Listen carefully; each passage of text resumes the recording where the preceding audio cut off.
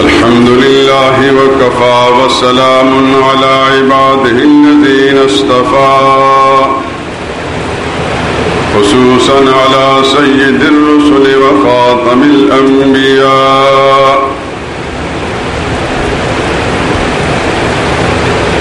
وعلى آله الأتقياء وأصحابه الأسفياء. أما بعد فأعوذ بالله من الشيطان الرجيم. بسم الله الرحمن الرحيم.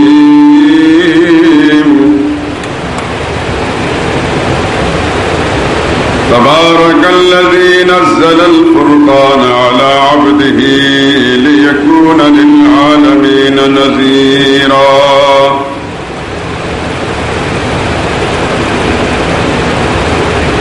الذي له ملك السماوات والأرض ولم يتخذ ولدا ولم يكن له شريك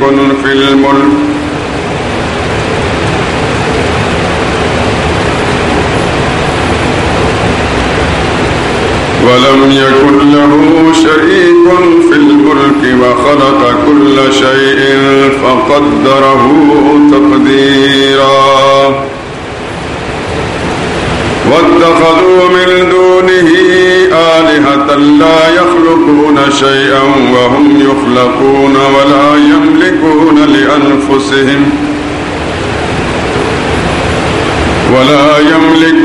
لأنفسهم ضرا ولا نفعا ولا يملكون موتا ولا حياة ولا نشورا.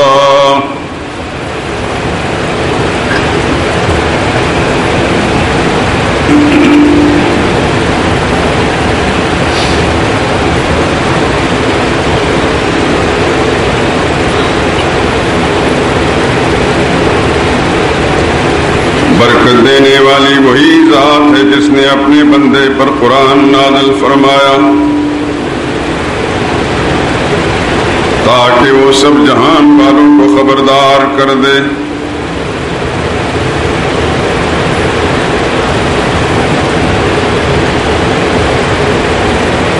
وہی ذات کے زمین و آسمان کی بادشاہی اسی کی ہے جس نے کسی کو نہ اپنا بیٹا بنایا ہے اور نہ بادشاہی میں اس کا کوئی شریک ہے. اسی نے ہر چیز کو پیدا کیا پھر اس کا ایک اندازہ ٹھہرایا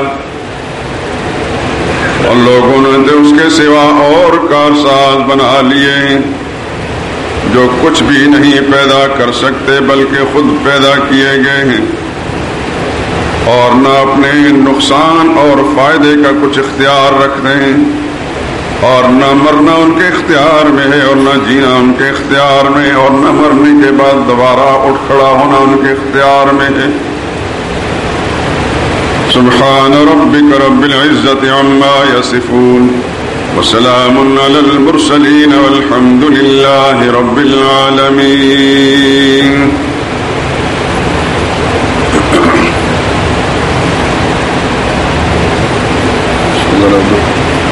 آگے بٹھا دیں ٹھنڈی ہوا لگے تو سہما ہوا ہے ادھر پاس بٹھاؤ بھی اس کو اپنے.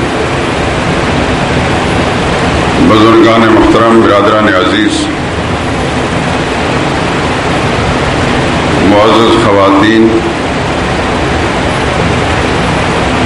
رمضان مبارک کے ان خطبات جمعہ میں دین اسلام کا سب سے ضروری مسئلہ ہمیشہ سے بیان ہوتا چلا آیا ہے.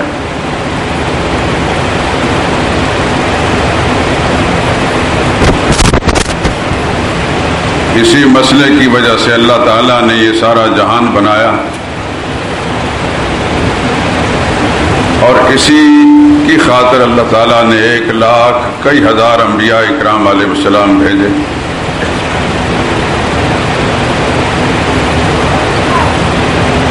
اسی مسئلے کی صحت پر انسان کے ہر نیکی کی قبولیت کا دار و مدار ہے اور اس کی خرابی کے سبب سے تمام تر نیکیاں چاہے وہ پہاڑوں کی برابر کیوں نہ ہو سب برباد کر دی جاتی ہیں. بس یہ ایک اصولی بات ہے.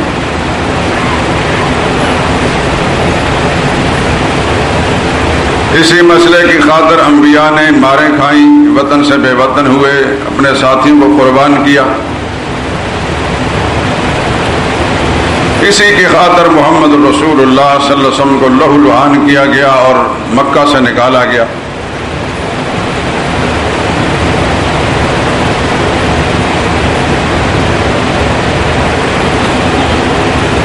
اسی مسئلہ کے لیے سرور کائنات صلی اللہ علیہ وسلم کے رفقا نے قربانیاں دیں، اور آج صدیاں گزرنے کے بعد بھی ان کے نام زندہ و جاوید اور تازہ بتازہ ہیں. ہم اپنے خاندان کے بزرگوں کو اتنا نہیں جانتے جتنا کہ محمد رسول اللہ صلی اللہ علیہ وسلم کے ساتھیوں کے بارے میں معلومات رکھتے ہیں.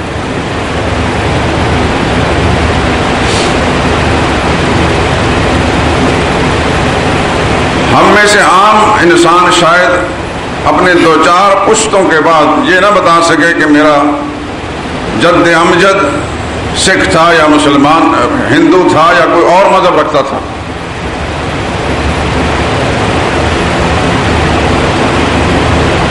اور پھر وہ کہاں کہاں رہا اور کیا کاروبار کرتا تھا، اس کی والدہ کا کیا نام تھا، اس کی بہنیں کتنی تھیں، اس کے بھائی کتنے تھے، اس سے اوپر اس سلسلہ نسب کے اندر کون کون لوگ تھے، دنیاوی ان کی حیثیت کیا تھی.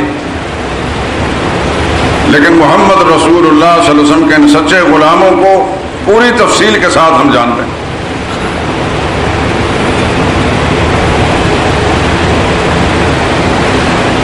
اس کا سبب کیا ہے؟ سبب یہ ہے کہ وہ اللہ کے وفادار تھے تو اللہ تعالیٰ نے پھر ان کو گمنام نہیں ہونے دیا.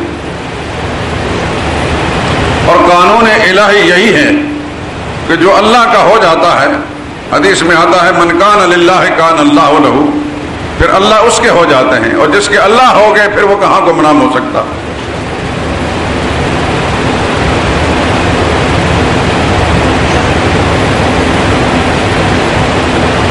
میں نے اپنے اس بیان کے اندر 2 باتیں عرض کی ہیں. ایک یہ کہ تمام اعمال کی قبولیت کا چاہے چھوٹی چھوٹی نیکیاں کیوں نہ ہوں اسی مسئلے کی صحت پر مدار ہے، اور اس میں اگر گڑبڑ ہو جائے تو پہاڑوں جیسے اعمال بھی رائے گاں چلے جاتے ہیں اور برباد کر دیے جاتے ہیں. میں چاہتا ہوں کہ اس کی 1-2 مثالیں آپ کی خدمت میں پیش کر دوں.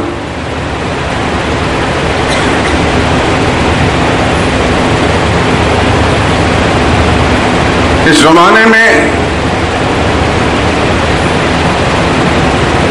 ایسے لوگوں کی کچھ کمی نہیں ہے جو اللہ کی راہ میں بے پناہ مال خرچ کرتے ہیں.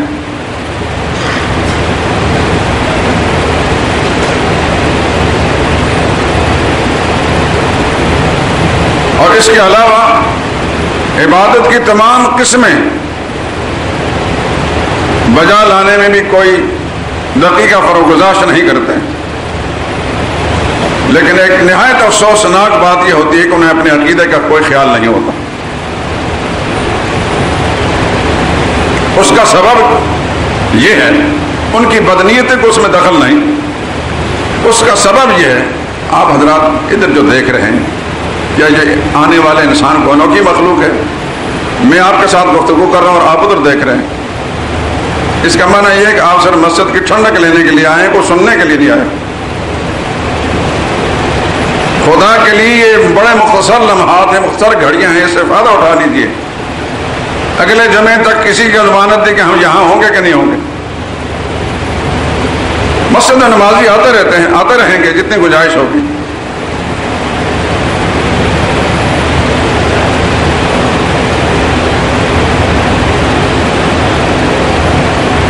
میں عرض کر رہا تھا کہ بہت سارے لوگ بے شمار نیکیاں بجا لاتے ہیں لیکن اس عقیدے میں اس مسئلے میں کمزوری ہوتی ہے. اس کا سبب یہ ہے نہ تو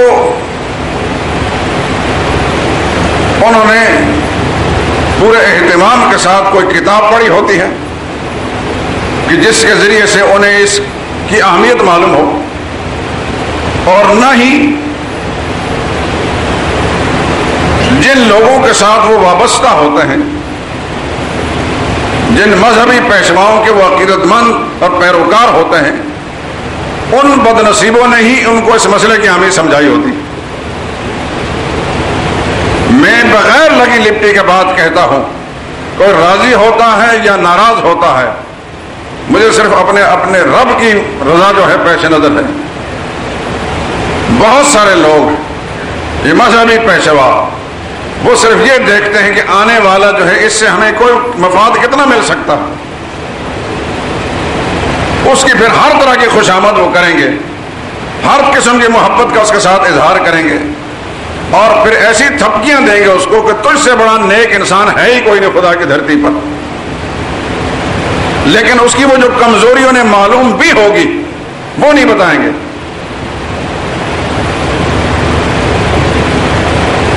تو جو معاشرے میں عام روش یہ ہے تو لوگوں کو کیسے عقیدے کا پتہ چلے گا؟ ایک طبقہ تو ویسے ہی قبر فروشی کے دھندے میں مبتلا ہے۔ ہمارے ہاں جو فرقہ بندی کی لعنت ہے اس کے اندر یہ ایک طبقہ، اس کا کام یہ ہے کہ میرا رزق کا معاملات قبروں کی تجارت پر ہے، اور نکو نام جو قبروں کی تجارت کر کے کیا نہ بیچوں گے جو مل جائیں صنم پتھر کے۔ انہوں نے یہ سمجھ رکھا کہ ہمارا رزق کسی کے ساتھ ملتا، ان کو خدا کی ذات پر یقین نہیں، جس نے ماں کے پیٹ کے اندر بغیر کسی ظاہری سبب کے رزق پہنچایا تھا۔ وہ سمجھتے ہیں کہ بس اسی کی آبیاری کرتے رہیں گے، اسی ذریعے سے ہمیں رزق ملے گا۔ اور ہمارا ایک اور طبقہ ہے، انہوں نے چند فروعی مسائل انہیں کو ہدف بنا کر ساری توجہ پوری توانائی اس پر صرف کی ہوتی ہے کہ جو رفع دین نہیں کرے گا اس کی نماز نہیں ہوگی، جو امین بالجہر نہیں کرے اس کی نماز نہیں ہوگی، جو فاتح الامام نہیں پڑھے گا اس کی نماز نہیں ہوگی، جو ہر تراویح نہیں پڑھے گا اس کی نماز نہیں ہوگی، وغیرہ وغیرہ۔ ان کا سارا تانا بانا اسی پر، مسجدوں میں جہاں تو باقاعدہ چارٹ لکھے ہوں گے۔ ہمارا ایک اور طبقہ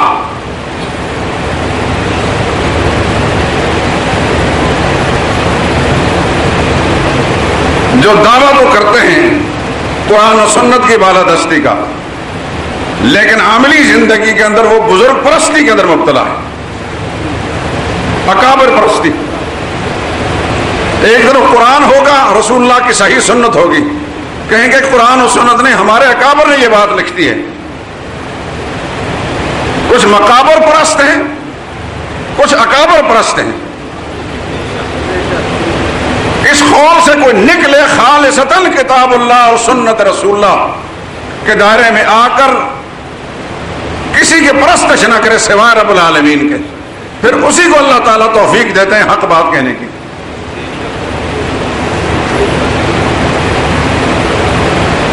محمد رسول اللہ صلی اللہ علیہ وسلم نے ساری پرستشوں سے ہٹا کر صرف رب العالمین کی پرستش پر لگایا تھا۔ آج بہت سارے لوگ دعویٰ رسول اللہ صلی اللہ علیہ وسلم کی محبت کا کریں گے، لیکن رسول اللہ کی اتباع والی بات نہیں ہوگی۔ کتابوں کو مدرسوں کے اندر طلباء کو پڑھایا جائے گا، اصول فقہ جب پڑھائی جاتی ہے تو سب سے پہلی کتاب اصول شاشی کے اندر یہ بات پڑھائی جاتی ہے کہ ادلہ شرعیہ 4 ہیں، یعنی جس سے دین ثابت ہوتا ہے وہ 4 دلیلیں ہیں، ان 4 دلیلوں میں سے کوئی نہ کوئی دین کی بات آئے گی۔ سب سے پہلے کتاب اللہ، یہ کتاب میں لکھا ہے اصول شاشی کے اندر، اس کے بعد نور الانوار میں، اس کے بعد حسامی میں، دوسری کتابوں میں، یہ درجہ بدرجہ کتابیں پڑھائی جاتی ہیں۔ اب حضرات میں سے کسی نے یہ کتابیں پڑھی ہو تو پتا ہوگا، ورنہ کم از کم چلو اجمالی نام ہی سن لیں۔ اصول شاشی پہلی کتاب ہے، بہت بہترین کتاب۔ اس کے اندر پڑھایا جاتا ہے کہ دین کی کوئی بات اس کا ثبوت یا کتاب اللہ سے ہوگا یا سنت رسول اللہ سے ہوگا صلی اللہ علیہ وسلم، یا اجماع صحابہ سے ہوگا یا قیاس سے ہوگا، جو مجتہد کرتا ہے قیاس۔ لیکن آگے لکھا المستنبط من کتاب اللہ و سنت رسول ہی، وہ قیاس جو کتاب اللہ اور سنت رسول اللہ سے نکلا ہوا ہوگا اس سے دلیل شریف ثابت ہو سکتی ہے، ورنہ نہیں۔ لیکن عملی زندگی میں پڑھائیں گے طلباء کو، یہ عملی زندگی کہیں گے اکابر کا نام لے کر ایک 5ویں دلیل بھی لے آئیں گے، اکابر نے یہ بات لکھی ہے، اکابر نے یہ کہا ہے۔ یاد رکھیے حجت دنیا دنیا میں صرف محمد رسول اللہ کی ذات ہے صلی اللہ علیہ وسلم، اس کے لیے کسی دلیل اور ثبوت کی ضرورت نہیں۔ ابو حنیفہ بھی اگر کوئی بات کہیں گے دیکھا جائے گا ابو حنیفہ نے دلیل کیا پیش کی ہے۔ امام بخاری کوئی بات کریں گے دیکھا جائے کہ امام بخاری کی دلیل کیا ہے۔ آنکھیں بند کر کے نہ ابو حنیفہ کی بات لی جائے گی نہ بخاری کی بات لی جائے گی۔ اس کا نام دین ہے۔ یہی وجہ ہے کہ ابو حنیفہ رحمہ اللہ تعالی جو تمام فقہاء میں سب سے بڑے فقیہ تھے، جو صحابہ کے شاگرد تھے، صحابہ سے ملاقات کی، پہلی صدی ہجری کے اندر پیدا ہوا، جس صدی میں محمد رسول اللہ گزرے ہیں اسی صدی میں ابو حنیفہ پیدا ہوئے ہیں۔ نبی کے دیکھنے والوں کو دیکھا ہے، ان سے سبق حاصل کیا، ان سے علم سیکھا۔ اس کے باوجود ابو حنیفہ رحمہ اللہ کے تلامذہ نے، شاگردوں نے، قاضی ابو یوسف جو چیف جسٹس تھے مملکت اسلامیہ کے عباسی خلافت کے زمانے میں، پوری مملکت اسلامیہ کے چیف جسٹس تھے، چھوٹے سے پاکستان کے چیف جسٹس نہیں، پوری مملکت جو لاکھوں مربع میل پر پھیلا ہوا تھا، یہ ابو حنیفہ کے شاگرد تھے۔ اور ان سے چھوٹے شاگرد امام محمد بن حسن شیبانی، امام محمد بن حسن شیبانی یہ وہ شاگرد ہیں ابو حنیفہ کے کہ اتنے حسین اور خوبصورت نوجوان تھے، جب تک ان کی داڑھی نہیں آئی تھی امام ابو حنیفہ رحمہ اللہ نے کو سامنے بٹھا کر سبق نہیں دیا۔ ابو حنیفہ کا تقویٰ اتنا تھا، نہایت خوبصورت انسان۔ جب داڑھی آ گئی تو پھر رسول اللہ امام ابو حنیفہ رحمہ اللہ نے کو سامنے بٹھایا۔ اور وہ چھوٹا شاگرد اتنا ذہین، اتنا لائق اور اتنا بڑا عالم تھا کہ اس نے 6 کتابیں لکھی ہیں، جامع کبیر اور جامع صغیر، سیر صغیر اور سیر کبیر، مبسوط اور زیادات، یہ 6 کتابیں ہیں، یہ امام محمد کی لکھی ہوئی ہیں۔ ان کتابوں میں اتنا علم بھر دیا ہے امام محمد نے کہ آج بھی آپ کے برطانیہ میں انٹرنیشنل شیبانی سوسائٹی ایک ادارہ قائم ہو کر وہ ریسرچ کر رہا ہے امام محمد نے کتنا علم بھر دیا ان کتابوں کے اندر۔ یہ ابو حنیفہ کے چھوٹے شاگرد تھے۔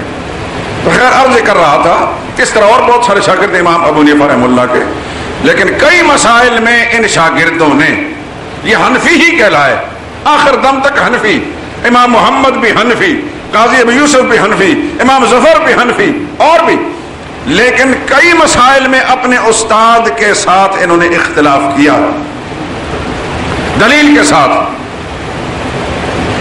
یہ نہیں کہ ویسے ہی انہوں نے دیکھا کہ ہمارے استاد کا یہ موقف جس دلیل پر مبنی ہے دوسری دلیل اس سے زیادہ قوی ہے، اس لیے یہ موقف جو ہے وہ نہیں ہوگا، یہ ہوگا۔ ہماری فقہ کی ساری کتابوں کے اندر طلباء کو پڑھایا جاتا ہے کہ ابو حنیفہ نے یہ فرمایا، امام محمد یہ کہہ رہے ہیں، امام قاضی ابو یوسف یہ کہہ رہے ہیں، لیکن اس کے باوجود حنفی ہیں، حنفیت سے نہیں نکلے ہو۔ ادب کا دامن تھام کر اپنے استاد کی رائے کے ساتھ اختلاف کیا جا سکتا ہے، دلیل کے ساتھ، اس سے کفر لازم نہیں آتا۔ امام ترمذی امام بخاری کے شاگرد ہیں، بے شمار مسائل میں اپنے استاد کی اختلاف کیا ہے،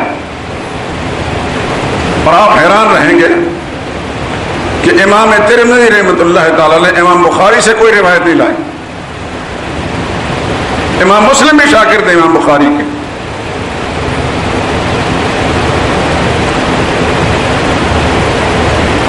بے شمار مسائل میں اختلاف ایک دوسرے۔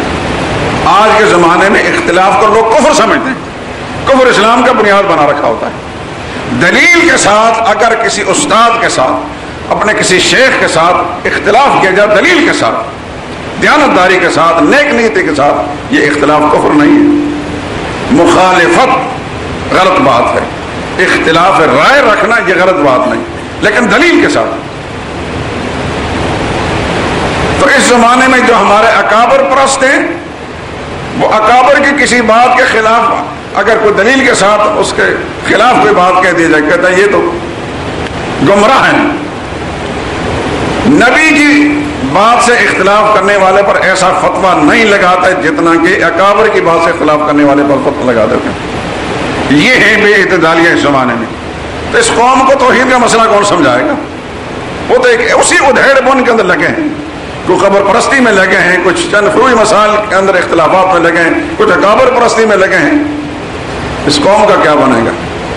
ہمارے عوام الناس کی اکثریت اس مسئلے سے بے خبر اس لیے ہے، بدنیت ہی اس قوم کے اندر. جس نے لا الہ الا اللہ محمد رسول اللہ پڑھ لیا ہے شعور کے ساتھ، اس میں بدنیت ہی نہیں. اس کے اندر اگر عقیدے کی کمزوری ہے تو صحیح تعلیم نہ ہونے کے سبب سے ہے. ان کے مذہبی پیشواؤں نے بددیانتی اور خیانت کا مظاہرہ کرتے ان کو صحیح بات نہیں پہنچائی.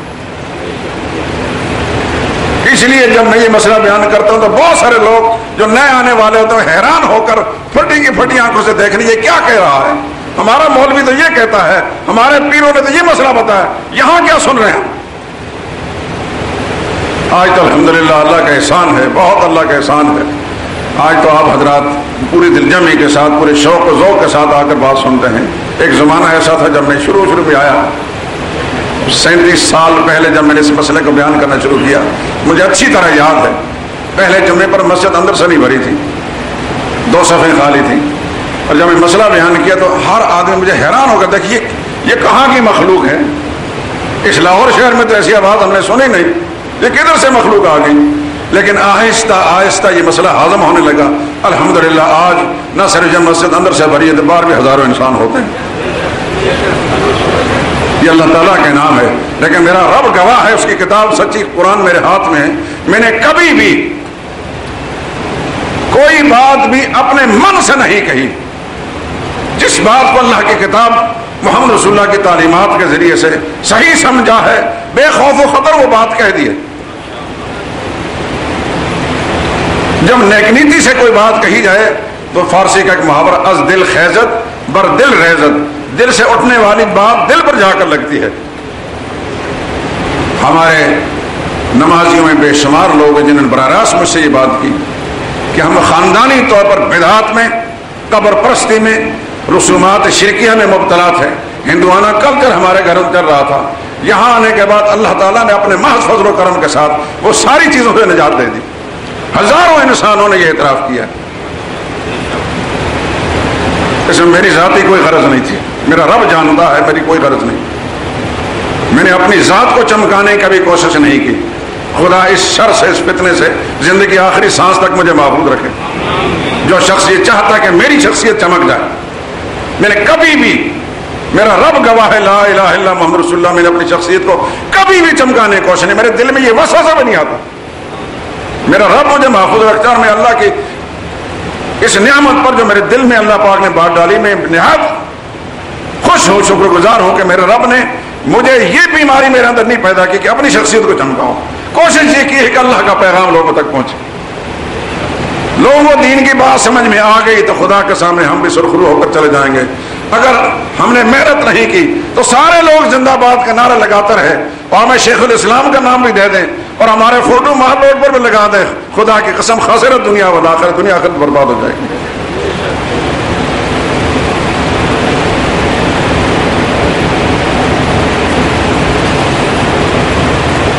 انہیں مجالس کے اندر آپ گواہ ہیں کہ اگر کسی نوجوان نے جوش میں آ کر کوئی نعرہ لگائے ہیں، اللہ کی وحدانیت کا نعرہ، اس کی عظمت کا نعرہ، یہ درست ہے. محمد رسول اللہ کے ختم نبوت کا نعرہ، یہ درست ہے. میرا نام لے خدا کی قسم مجھے آگ لگ جاتی ہے. کوئی محبت میں جوش میں آ کر میرے نام کے لگاتا مجھے بہت برا لگتا ہے. اسلام زندہ ہوگا تو ہم سب زندہ ہیں. اسلام پہ زندگی نہیں تو ہم سب مرد آباد ہیں. عرض یہ کر رہا تھا کہ 2 مثالیں میں آپ کی خدمت عرض کرتا ہوں. اس مسئلے کی اہمیت، قیمت کتنی ہے کہ اس کے درست ہونے کی وجہ سے آپ کی چھوٹی چھوٹی نیکیاں بھی اللہ کے ہاں ریکارڈ میں جمع ہوتی ہیں آپ کے لیے. اور اس مسئلے میں خرابی آ جانے کی وجہ سے پہاڑوں جیسے اعمال بھی سب برباد. یہ 2 مثالیں پہلے عرض کرتا ہوں. خواتین جہاں بھی بیٹھی ہیں، میری مائیں اور بہنیں، ان سے یہ درخواست ہے کہ آپ خاموش ہو کر میری آواز پر متوجہ ہو کر بات کو سمجھنے کی کوشش کریں. مجھے یہ رپورٹ ملی ہے کہ خواتین ایک تو باتیں کرتی رہتی ہیں یا یہ کہ اونٹ پٹھان قسم کی عبادتیں، نہ سجدہ صحیح، نہ جلسہ صحیح، نہ قومہ صحیح.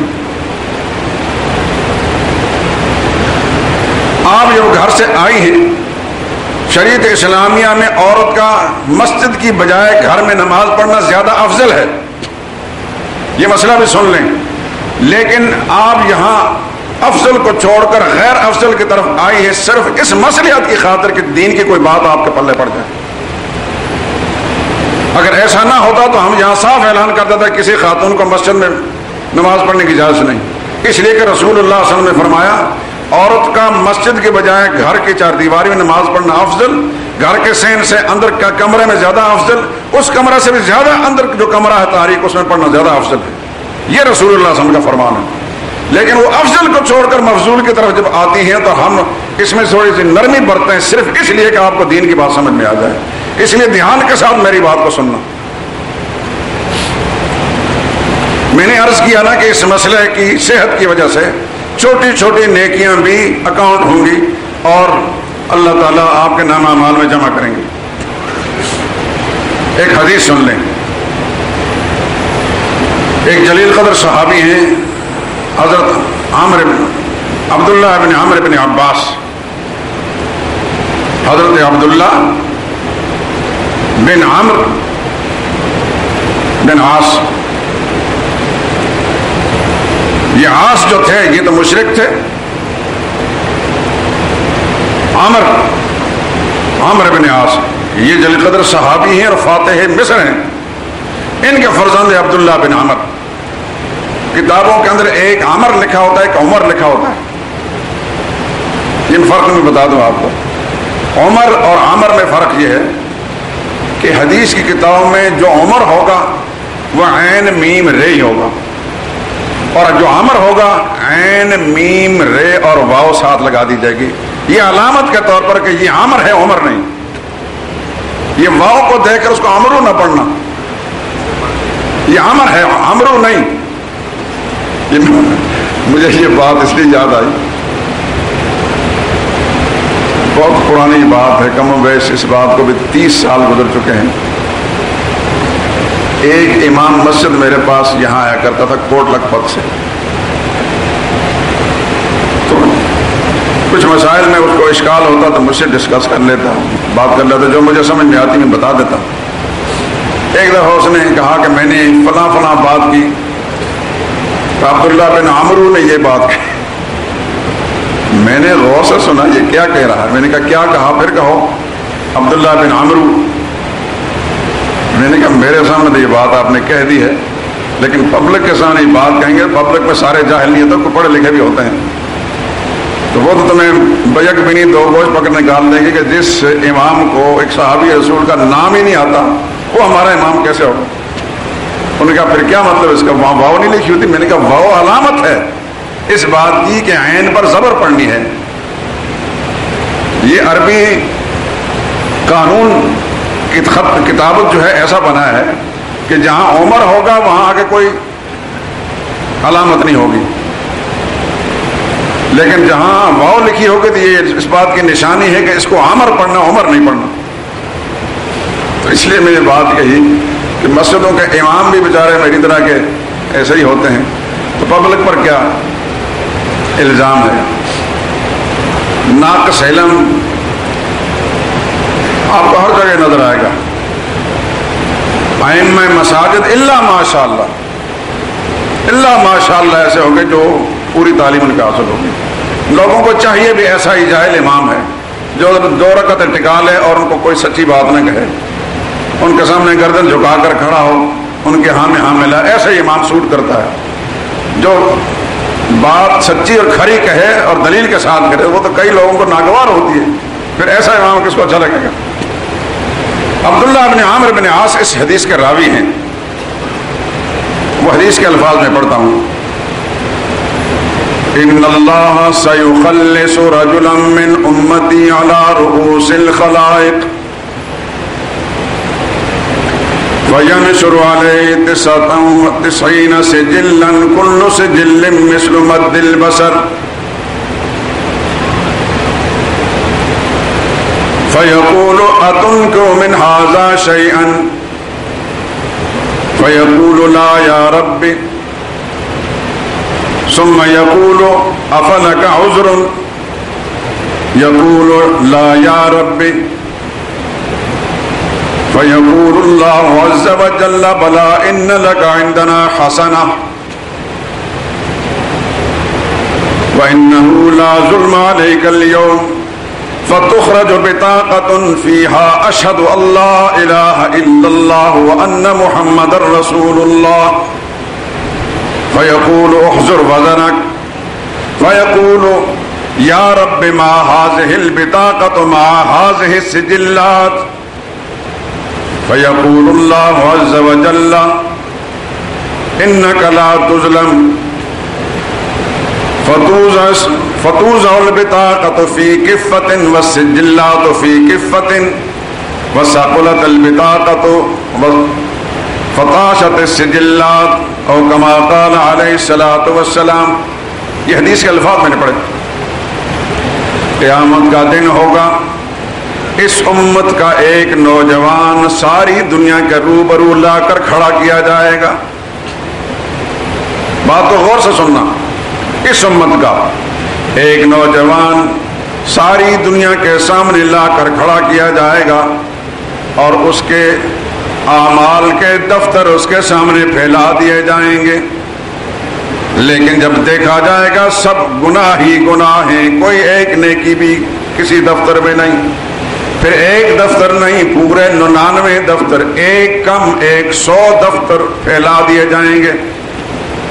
سمجھنے کے لیے آپ کے رجسٹر، بڑے بڑے رجسٹر، لیکن رجسٹر کتنے بڑے گا؟ کل سجل مثل مد البصر، ہر رجسٹر اتنا لمبا چوڑا ہوگا جہاں تک انسان کی نگاہ جاتی ہے، سب گناہوں سے بھرے. اللہ پوچھیں گے اس نوجوان سے، ساری دنیا سنیں گی، اظلمک کتبت الحافظون، اے نوجوان یہ بتا، یہ جو کچھ تیری گناہ اور نیک بدعمالیاں لکھی ہیں، کیا میرے نام اعمال لکھنے والے فرشتوں نے تجھ پر کوئی ظلم تو نہیں کر دیا؟ خواہ تیرے نام اعمال میں کوئی برائی لکھ دی ہو، دیکھ کر بتاؤ. وہ بندہ کہے کہ یا اللہ کوئی ظلم مجھ پر نہیں کی، سب میرے گناہ ہیں. پھر اللہ فرمائیں گے افلک عذر، کیا عذر ہے کوئی تیرے پاس تو پیش کر. وہ کہے یا اللہ میرے پاس عذر بھی کوئی نہیں. اللہ فرمائیں گے بلا ان لک عندنا حسنہ، وہ تو سب بدعمالیاں ہی بدعمالیاں ہیں جو فرشتوں نے لکھی، لیکن میرے پاس تیری ایک نیکی ہے جو میرے ریکارڈ میں جمع ہے، فرشتوں نے نہیں لکھی. فرشتوں کو معلوم ہی نہیں تھی، وہ فرشتوں کو معلوم نہیں تھی. وہ تو تمہارے اعمال لکھتے رہے جو سرزد ہوتے رہے، لیکن جو چیز تیرے اندر چھپی ہوئی تھی وہ اس کو میں جانتا تھا، فرشتوں کو معلوم نہیں تھی. وہ نیکی میرے پاس موجود ہے. قال فتخرج بطاقۃ، ایک کاغذ کا پرزہ نکالا جائے گا، فیہا اشہد اللہ الہ الا اللہ وان محمد رسول اللہ. اس پرزے میں لکھا ہوگا اشہد اللہ الہ الا اللہ، میں گواہی دیتا ہوں کہ اللہ کے سوا کوئی اور الہ نہیں، اور گواہی دیتا ہوں کہ محمد صلی اللہ علیہ وسلم اللہ کے رسول ہیں. اس پرزے میں اتنا ہی ہوگا. وہ نوجوان کہے کہ یا اللہ یہ ایک پرزہ چھوٹا سا کاغذ اور وہ 99 دفتر بدعمالیوں کی اس کی، ان کے مقابلے میں اس کی حیثیت کیا ہے؟ اللہ فرمائیں گے نہیں نہیں، میرے ہاں ظلم کو کوئی دخل نہیں، چھوٹی سی نیکی بھی ہوگی تب بھی وہ کاؤنٹ کی جائے گی. انک لا تظلم، تجھ پر ظلم نہیں ہوگا. احضر وزنک، چل اب تیرے اعمال تولے جا رہے، جا کر دیکھ. وہ کہ یا اللہ یہ عمل کیسے تولا جائے؟ کہاں وہ 99 رجسٹرڈ بدعمالیوں، کہاں یہ ایک چھوٹا سا پرزہ کاغذ کا؟ اللہ فرمائیں گے ظلم نہیں، جا کھڑا ہو جا. فتوزع السجلات فی کفۃ والبطاقۃ فی کفۃ، میزان عمل، وہ ترازو قائم کر کے 99 دفتر ایک پلڑے میں، وہ کاغذ کا پرزہ جس میں عقیدہ لکھا ہوگا توحید کا وہ دوسرے پلڑے میں. جب ملائکہ کرام اس کو اٹھائیں گے فتاشت السجلات وثقلت البطاقہ، 99 دفتر بدعمالیوں والا پلڑا اوپر کو اٹھ جائے گا، کلمہ توحید والا پلڑا نیچے کو جھک جائے گا۔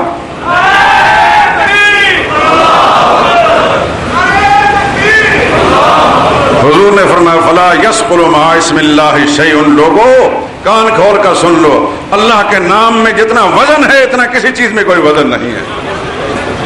دیکھیے اس آدمی کے پاس کوئی نیکی نہیں تھی، کوئی نیکی نہیں ہوگی، لیکن صرف عقیدہ سلامت لے کر جائے گا، اللہ اس عقیدے کی برکت سے اس کو جنت میں بھیج دیں گے اور اس کو جہنم میں نہیں بھیجیں گے۔ یہ کوئی ڈرامہ نہیں ہے، یہ حدیث کی کتاب ترمذی میں روایت موجود ہے، مشکات میں روایت موجود ہے، میں نے اس کے الفاظ بھی پڑھ لیے ہیں۔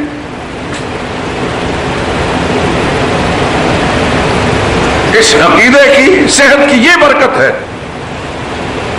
کہ انسان جہنم سے بچ جاتا ہے، جو عقیدہ سلامت لے کر چلا گیا خدا کی پکڑ سے بچ گیا۔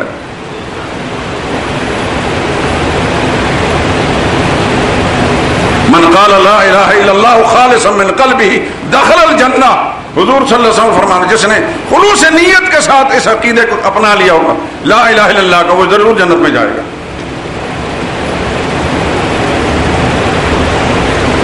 یہ تو ہے توحید کی برکت، توحید کی قیمت، توحید کی عظمت، کہ اس نے سارے گناہوں پر پانی پھیر کر رکھ دیا۔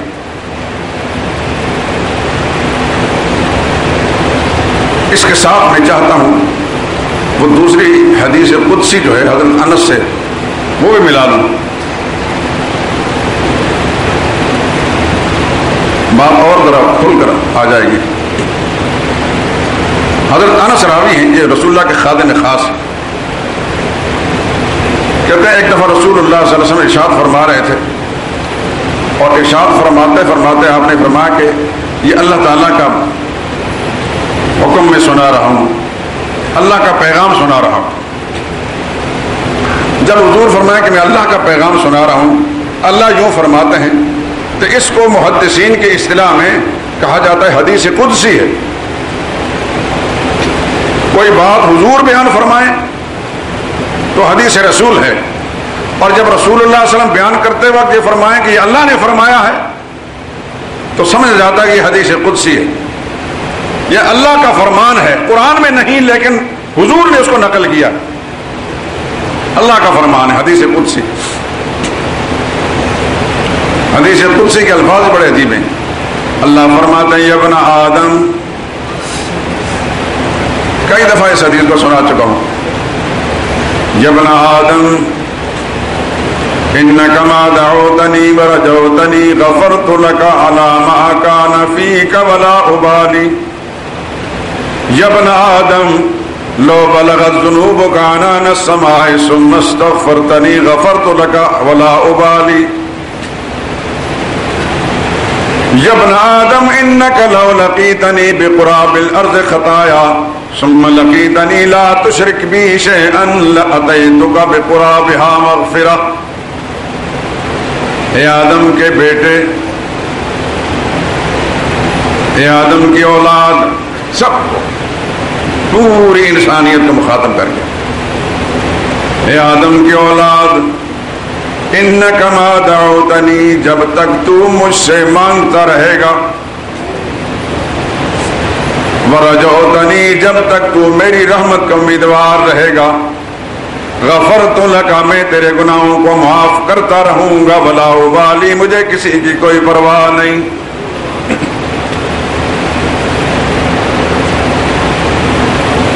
مانگنے میں کمی ہے، دینے میں کمی نہیں۔ ہمارا دامن تنگ ہے، اس کے عطا کے اندر کوئی کمی نہیں۔ اب حدیث کو سنیں تو چلیے، اور یہ سیزن ہے آج کل رمضان کا مہینہ۔ انک ما دعوتنی، جب تک تو مجھ سے مانگتا رہے گا، جب تک تو میری رحمت کا امیدوار بن کر مجھ سے مانگتا رہے گا تو میں تجھے دیتا رہوں گا، تیرے گناہوں کو معاف کرتا رہوں گا، مجھے کوئی پرواہ نہیں۔ کوئی پرواہ نہیں کا مطلب یہ کہ مجھ سے کوئی باز پرس کرنے والا نہیں کہ اللہ اس گناہگار کو کیوں بخش دیا، نہ میرے خلاف کوئی آرٹیکل لکھنے والا، نہ میرے خلاف کے احتجاج کرنے والا، میں اپنی مرضی کا مالک ہوں، جس کو چاہوں بخش دوں، جس کو چاہوں سزا دوں، فیغفر لمن یشاء ویعذب من یشاء، جس کو چاہے معاف کر دے، جس کو سزا دے، علی کل شیء قدیر ہے۔ پھر فرمایا یا ابن آدم، اے آدم کی اولاد، لو بلغت ذنوبک عنان السماء، تیرے گناہ اتنے زیادہ ہو جائیں کہ ساری زمین بھرنے کے بعد بڑھتے بڑھتے آسمان کی بلندی تک پہنچ جائیں، چاہے ساری زمین گناہوں سے بھر جائے، ثم استغفرتنی، پھر بھی تو مایوس ہونے کی بجائے میری رحمت کا امیدوار بن کر مجھ سے استغفار کرے گا، گناہوں کی معافی مانگے گا، غفرت لک، میں تجھے معاف کر دوں گا، ولا ابالی، مجھے پرواہ نہیں۔ یا ابن آدم، اے آدم کی اولاد، انک لو لقیتنی بقراب الارض خطایا، تو جب مجھ سے ملنے کے لیے آئے، آنا تو ہے نا، جی چاہے نہ چاہے آنا ہے، ایک دن سب کا منہ اللہ کے ساتھ ہو۔ انک لو لقیتنی، تو جب مجھ سے ملنے کے لیے آئے گا، ملاقات کرنے کے لیے، بقراب الارض خطایا، تیری خطاؤں سے ساری زمین بھری ہوئی بھی ہوگی، ثم لقیتنی لا تشرک بی شیئا، لیکن ان گناہوں کے اندر شرک نہیں ہوگا، ساری زمین گناہوں سے بھری ہوئی ہو بلا شبہ، لیکن ان میں اگر شرک والا گناہ نہیں ہوگا، لاتیتک بقرابھا مغفرۃ، تو میں اپنی مغفرت اور بخشش پوری زمین بھر کر تیرے لیے لے کر آؤں گا۔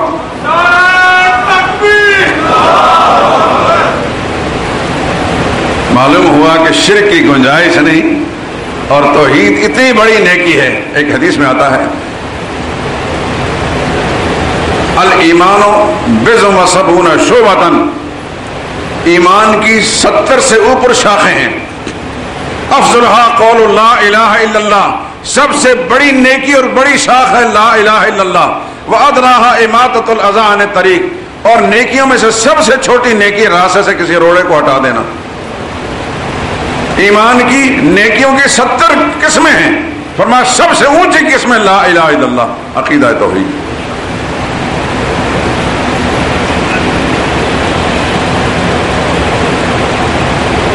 پچھلے جمعے میں نے یہ بات کہی تھی، اپنے آپ کو ہر وقت ٹٹولیں،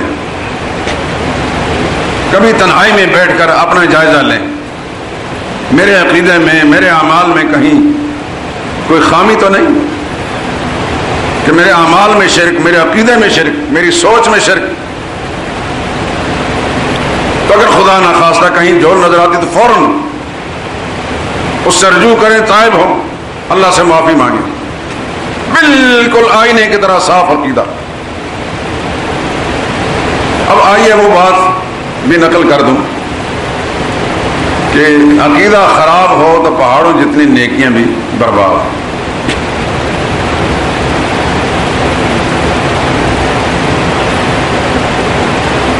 حدیث میں آتا ہے، رسول اللہ صلی اللہ علیہ وسلم کا ارشاد ہے، جس نے اللہ کی رضا کے لیے ایک مسجد بنائی، چھوٹی سی مسجد، اللہ اس کے لیے اپنی شان کے مطابق جنت میں گھر بنائیں گے۔ جو خوش نصیب لوگ مسجدیں بناتے ہیں اللہ کی رضا کے لیے، وہ اپنے لیے جنت میں محل تیار کرا لیتے ہیں۔ یہ حدیث کا مضمون ہے۔ چھوٹی سی مسجد، بالکل چھوٹی سی مسجد، لیکن بنائی اللہ کی رضا کے لیے، حلال مال سے، اللہ اس میں جنت، اس کے لیے جنت میں عظیم الشان محل بنائیں گے۔ یہ تو پاکستان میں، ہندوستان میں، دوسرے روئے زمین کے ٹکڑوں میں مسجدیں بنائیں تو اس کا یہ حکم ہے، لیکن ایک مسجد وہ بھی ہے جسے مسجد حرام کہا جاتا ہے، جس کے اندر بیت اللہ ہے، بیت اللہ۔ اس مسجد حرام میں ایک نماز پڑھیں تو کتنی نمازوں کا ثواب ہوتا ہے؟ 1,00,000 نمازوں کا، یہ ہر مسلمان کو معلوم ہے، لیکن وہ آپ اکیلے میں پڑھیں تو 1,00,000، اور باجماعت پڑھیں گے 27,00,000 نمازوں کا ثواب ملے گا۔ اتنی شان والی مسجد اور خدا کی دھرتی پر کہیں اور نہیں۔ کچھ لوگ ایسے تھے، انہوں نے وہ بنائی تھی، ایسے بھی لوگ تھے. ہم لوگ اگر پاکستان میں کسی مسجد میں کوئی حصہ ڈال لیں تو اپنی خوش قسمتی پر ناز کرتے ہیں کہ خدا نے ہمیں اتنی سعادت بخشی, اس کے گھر بنانے میں ہم نے حصہ لیا یا پورا گھر بنا دیا. ان لوگوں کی کیا شان ہے کہ جنہوں نے بیت اللہ بنایا, وہ بھی ناز کیا کرتے تھے, ناز کرنے کا حق بھی, لیکن جو اس گھر کا مالک ہے اس کا اعلان کیا ہے؟ سورہ توبہ کی آیت نمبر 17 پڑھ کر دیکھیں. ما کان للمشرکین ان یعمروا مساجد اللہ, جو لوگ شرک کرتے ہیں ان کو اجازت نہیں کہ وہ اللہ کے گھروں کی تعمیر کریں,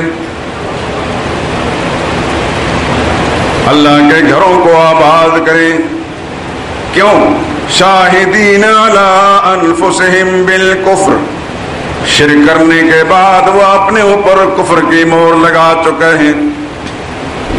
اولئک حبطت اعمالہم, ایسے لوگ ان کے اعمال کو اللہ نے برباد کر دیا ہے. وفی النار ہم خالدون, یہ آگ کے اندر ہمیشہ پڑے رہیں گے. میں نے آیت کا نمبر بتا دیا, سورہ توبہ آیت نمبر 17.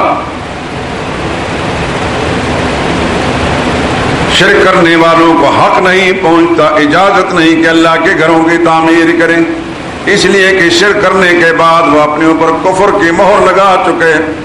اللہ نے ان کے اعمال کو برباد کر دیا, ہمیشہ آگ میں جلتے رہیں گے. آگے چل کر پھر فرمایا انما یعمر مساجد اللہ من آمن باللہ والیوم الآخر, اللہ کے گھروں کی تعمیر کرنے کا حق ان لوگوں کو ہے جو اللہ پر ایمان رکھتے ہیں اور قیامت پر ایمان رکھتے ہیں.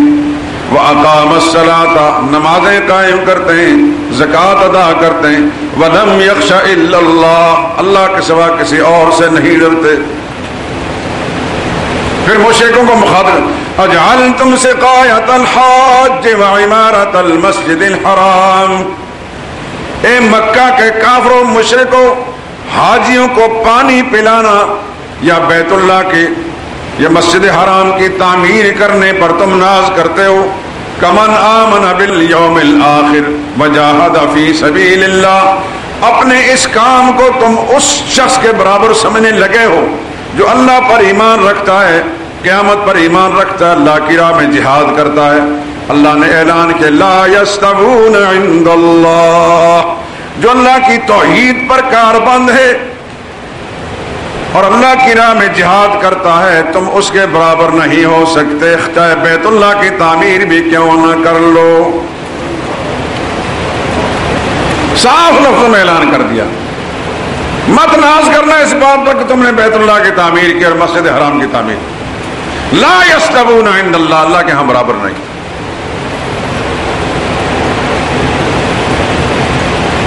اتنی بڑی مسجد جو 1 لاکھ نماز تنہا پڑھیں تو اور با جماعت پڑھیں تو 27 لاکھ نمازوں کا ثواب, اس کی تعمیر کر کے بھی اللہ نے فرمایا اولئک حبطت اعمالہم, ان نیکیوں کو برباد کر دیا. نتیجہ کیا نکلا؟ عقیدہ خراب ہو, شرک ہو تو بیت اللہ کی تعمیر جیسی نیکی بھی خدا رائیگاں کر دیتے ہیں, برباد کر دیتے ہیں. اور عقیدہ صحیح ہو تو چڑیا کے گھونسلے کے برابر بھی مسجد بنائیں تو اللہ تعالیٰ سے قبول کر لیتے ہیں اور اس کے بدلے میں جنت میں محل بنائیں. یہ اپنی طرف سے کوئی بات نہیں کہہ رہا, ہر بات قرآن و سنت کے ساتھ, ہر بات. پہلے میں نے حدیث کے حوالے سے بات, حدیثیں پڑھ کر سنائی ہیں, اور اب قرآن کریم کی آیات میں نے آپ کو سنا دی. عقیدہ ٹھیک ہے, چھوٹی سی نیکی بھی ہوگی, وہ اللہ کے ہاں قبولیت سے نوازی جائے گی. عقیدہ خراب ہے, بیت اللہ کی تعمیر کرو, وہ بھی منہ پر مارا جائے گا. فرمایا اولئک حبطت اعمالہم, ان اعمال برباد کر دیا. میرے دوستو, رمضان کا مہینہ ہے, نمازیں آپ پڑھتے ہیں باقاعدگی کے ساتھ, خدا سچا پکا نمازی بننے کی توفیق نصیب فرمائے. روزے رکھتے ہیں, اللہ ان روزوں کو قبول فرمائے اور ہمیشہ روزہ رکھنے کی توفیق دے, اور روزے پر اللہ نے جو ثمرات رکھے ہیں وہ ثمرات آپ کو نصیب فرمائے. اس کے علاوہ قرآن کریم کی تلاوت، صدقہ و خیرات، زکوٰۃ، دوسری نیکیاں خدا سب کا قبول کرے، لیکن یہ خیال کرنا کہ یہ ساری چیزیں آپ کے عقیدے کی درستگی پر قبول کی جائیں گی۔ صاف لفظوں میں کہہ دیتا ہوں، چھپاؤں تو خدا کا مجرم ہوں، بات صاف کہہ دیتا ہوں تو اپنی خوش قسمتی سمجھ کر اس کو قبول کر لیجئے اور اس کے مطابق عمل کیجئے تاکہ آپ کی نیکیاں ضائع نہ جائیں۔ اپنے آپ کو ٹٹولیے، اپنے گھر والوں کا جائزہ لیجئے۔ عورتوں میں دین سے بے خبری زیادہ ہونے کا سبب سے شرک کے جراثیم زیادہ ہوتے ہیں۔ اپنے گھر والوں سے آنکھیں مت بند کیجئے، چشم پوشی نہ اختیار کریں کہ ٹھیک ہے گھر کا نظام چل رہا ہے، بیگم صاحبہ جو ہے پوری خدمت بجا لاتی ہیں، گھر صاف ستھرا رکھا ہوا ہے، کھانے پینے کے معاملے میں سب کچھ، بچوں کی تربیت کے معاملے میں ٹھیک کام کر رہی ہیں۔ نہیں، سب سے پہلے ان کے عقیدے کو ٹٹولے۔ خدا نخواستہ ایسا تو نہیں کہ آپ کا عقیدہ ٹھیک ہو گیا لیکن بیگم صاحب کا عقیدہ مشرکانہ۔ یہ بھی سن لیجئے، میاں بیوی دونوں میں سے ایک عقیدہ ٹھیک ہو، ایک عقیدہ میں شرک پایا جاتا ہے، نکاح ٹوٹ جاتا ہے۔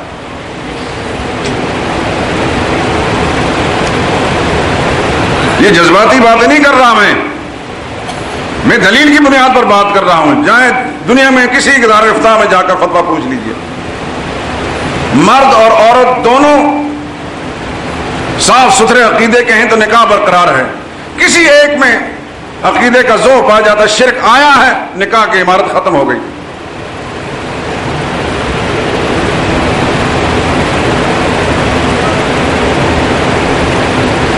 آگے انشاءاللہ آپ کو یہ معلوم ہوگا کہ شرک ہوتا کیا ہے۔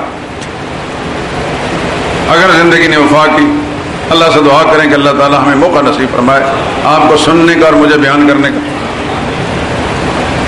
اور اللہ پاک اس کوشش کے ذریعے سے سب مسلمان جتنے بھی سامعین ہیں، اللہ پاک سب کے عقیدوں کو صاف ستھرا کر دے تاکہ ہر شخص اپنا ایمان بچا کر دنیا سے جائے۔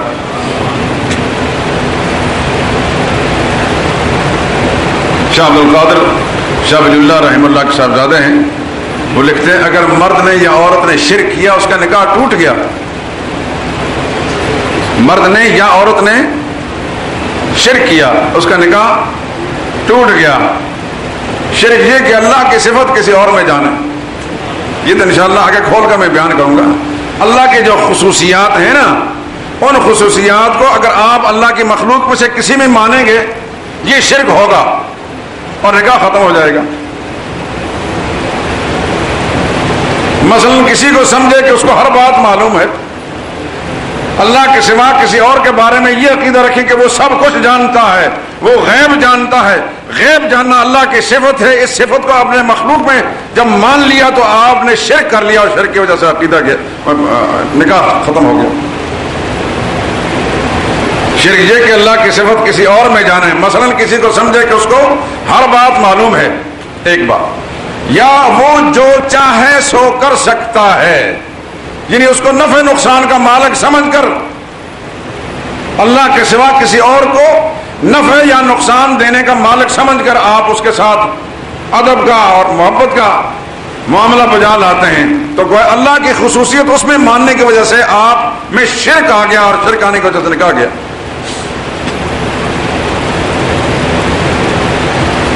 اور یہ کہ اللہ کی تعظیم کسی اور پر خرچ کرے، یعنی جو کام اللہ کی تعظیم کے ہیں وہ اللہ کے سوا کسی اور کے لیے بجا لائیں۔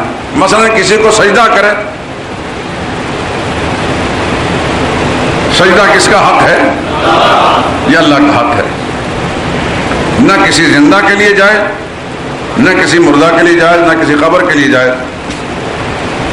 صحابہ نئے جب مسلمان ہوئے تو حضور سے اجازت مانگی کہ ہم ملک شام میں تجارت کے لیے جاتے ہیں، وہاں لیڈروں کو لوگ سجدہ کرتے ہیں، حالانکہ وہ لیڈر اس قابل نہیں ہوتے، اپنے سرداروں کو لوگ سجدہ کرتے ہیں، آپ اجازت دیں تو ہم آپ کو سجدہ کریں۔